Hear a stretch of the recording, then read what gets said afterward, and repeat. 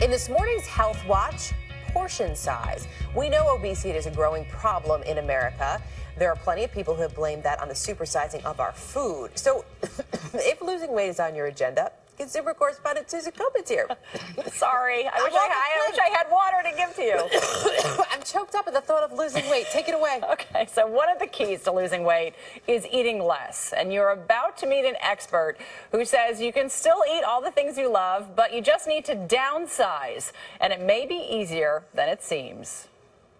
Portion sizes in this country are getting bigger, and it's no wonder Americans' waistlines are following suit. It's the seafood diet. You see it, you eat it. Nutrition expert Dr. James Painter has been studying human eating habits for more than 2 decades. How much bigger are portions compared to, say, in the 1950s?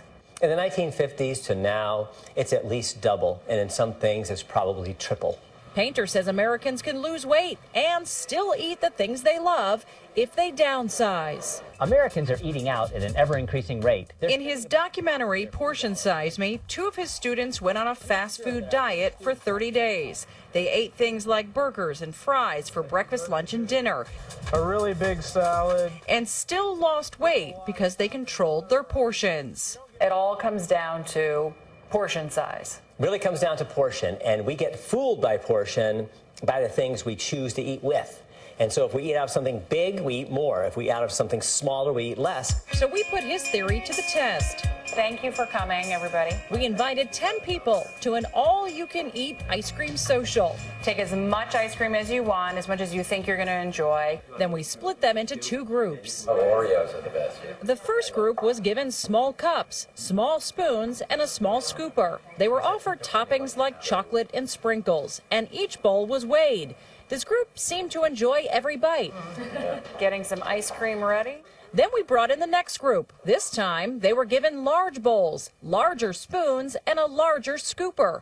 And again, we weighed how much ice cream they decided to take. Finally, we brought the groups together. Does everybody feel like they ate enough ice cream? Yes. And revealed the truth of our experiment. Here was your bowl and spoon. Group 2, here was your bowl and spoon. In the end, the group with the big bowls ate nearly twice as much. You guys had the big bowls and you piled it on.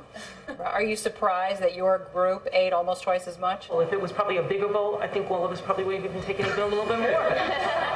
Professor Painter says the lesson here is simple. Control how much you weigh by controlling how much you eat. Smaller plates, bowls, glasses, cups, you end up eating less, you don't know you're eating less, and you end up losing weight.